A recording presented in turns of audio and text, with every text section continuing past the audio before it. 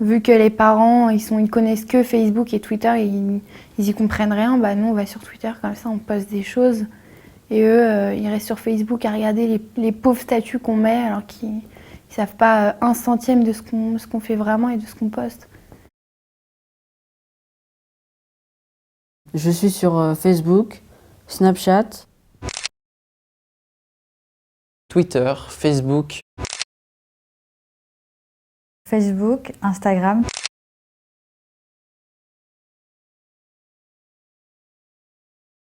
Mon utilisation de Facebook, faut qu'il y ait soit que j'ai réussi à prendre une très belle photo, soit de quelqu'un, soit de moi. Sur Facebook, c'est juste pour montrer que j'ai beaucoup d'amis. La dernière chose que j'ai postée, c'était pour le Nouvel An, parce que je l'ai passé avec ma cousine. Je lui ai dit que c'était une bonne soirée, qu'on a passé ensemble et que ce sera à refaire. C'est pour montrer à tout le monde que j'ai passé un bon jour de l'an avec ma cousine.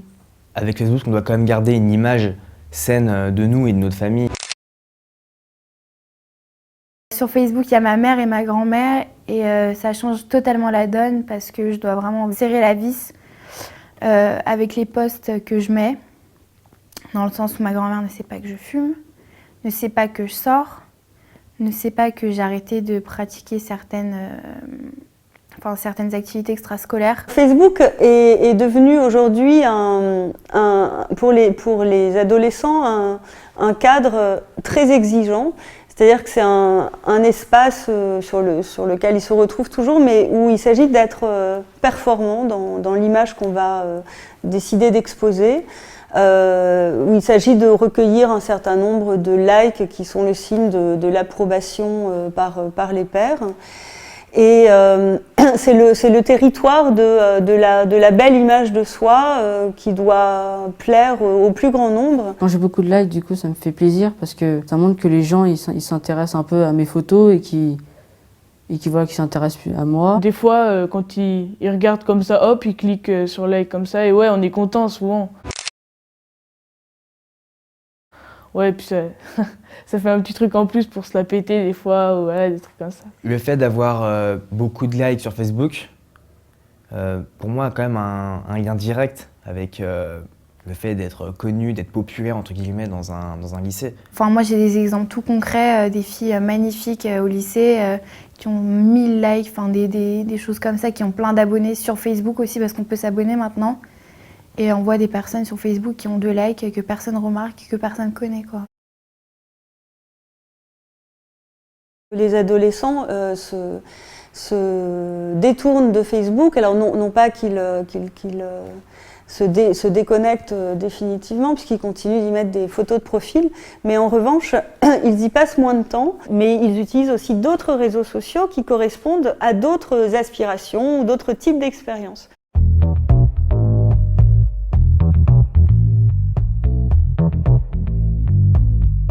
Vu que les parents, ils connaissent que Facebook et Twitter, et ils y comprennent rien, bah nous on va sur Twitter. Facebook, c'est le réseau social des vieux. Facebook, si on parle de notre vie, on va nous dire un peu « mais tais-toi, on s'en fiche ». Twitter, en fait, on va parler avec tout le monde. C'est un grand chat général auquel tout le monde balance des messages.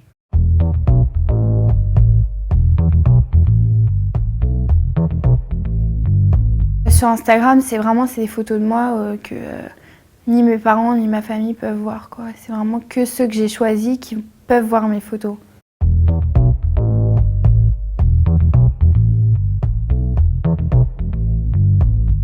Sur ask.fr, je réponds pas très franchement aux questions.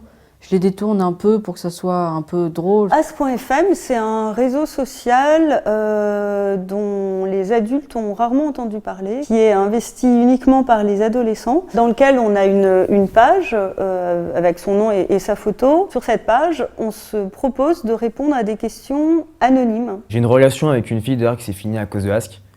Voilà, genre qu'elle a appris par Ask tout simplement que je l'avais trompée, donc...